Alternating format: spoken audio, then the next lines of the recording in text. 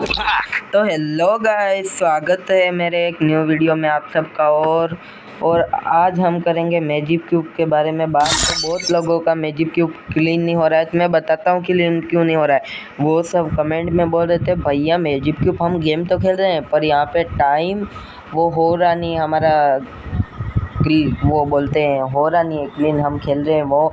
तो मैं बताता हूँ कि ये सब क्यों नहीं हो रहा है, क्योंकि ये अभी तक स्टार्ट ही नहीं हुआ है। मैजिक क्यूब होगा 2 तारीख से होगा और 20 तारीख तक रहेगा।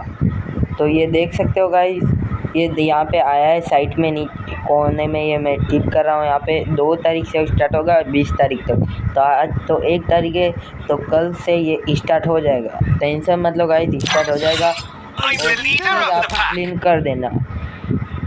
ओके गाइस, मिलते हैं नेक्स्ट वीडियो में। Bye bye. चैनल को सब्सक्राइब कर देना और लाइक कर देना।